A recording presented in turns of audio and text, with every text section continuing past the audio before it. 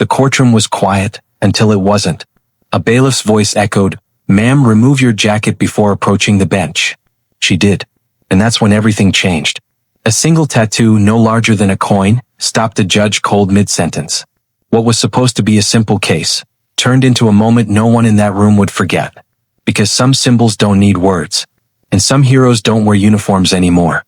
Welcome to Still Tale, where the silence speaks louder than any gavel. The courtroom air was tense.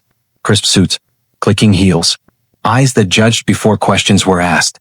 The kind of place where people measure your worth before they know your name. The bailiff's voice rang out, clipped, official, final. "Ma'am, remove your jacket before approaching the bench." Whispers stirred like wind through dry leaves. Everyone turned.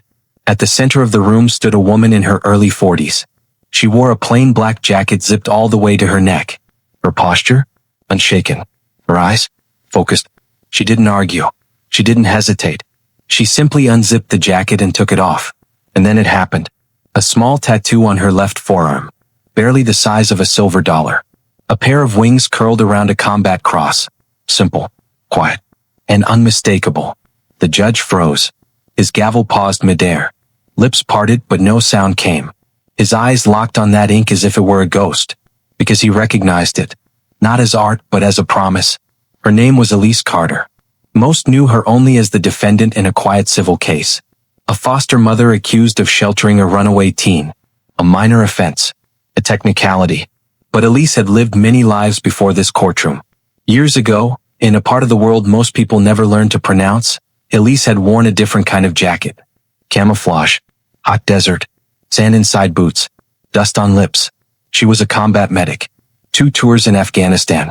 Twice decorated. Twice wounded. She had saved lives in places where most wouldn't dare breathe. And she had held death in her hands more times than she could count. That tattoo? It wasn't vanity. It was memory. Etched into her skin just days after cradling her best friend while he bled out in her lap. She got it not to show off, but to remember. To vow, "I will never leave a soul behind." When she returned home, there were no parades. No medals on display. She built a life out of nothing. A small house on the edge of town. A fridge that was always full for whoever needed it. Walls lined with pictures. Not of family, but of fellow soldiers. Some of them gone. Some of them forgotten. She took in strays, dogs and children alike. The kind of souls nobody else had time for. One of them was Marcus, 17. Scared. Bruised. Lost in a system that didn't want to find him. She didn't ask questions. She asked if he was hungry. When officials knocked on her door weeks later, she didn't run. Didn't lie. Didn't cry. She simply stood tall. Picked up her jacket. And went to court. And now here she was, standing in silence, exposed not by crime but by compassion. The judge sat frozen. The courtroom still. No one spoke. Because the tattoo wasn't just familiar. It was the same. The judge had seen it before.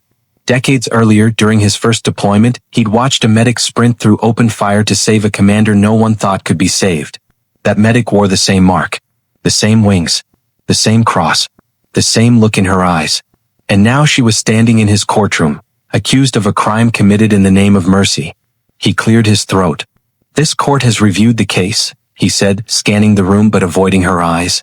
"The defendant acted outside of policy, but not outside of conscience." Pause.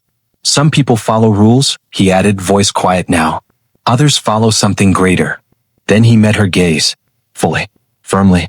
"All charges dismissed. You're free to go." A gasp. Then silence again. But this silence was different. Not awkward. Not uncertain. It was respect. Even the bailiff who had barked the jacket order now looked away. Ashamed. One by one, people in the gallery stood. Not in protest, but in tribute. Veterans in the back adjusted their posture. A woman near the aisle placed her hand over her heart. Elise didn't cry. Didn't smile. She just nodded once. Then she picked up her jacket, slipped it on, and walked out just as she had walked in. Steady, silent, unshaken. Outside, Marcus waited. His eyes glossy, unsure. She placed a hand on his shoulder. "No one left behind," she whispered. 3 words. A vow. The truth. They walked down the steps together. The sun hit her arm. The wind lifted her sleeve. And that same tattoo, once a mark of war, had now saved a life in peace. Because she didn't fight for glory. She stood so others wouldn't fall.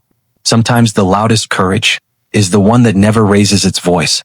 You don't need permission to do what's right. Just the strength to bear the cost.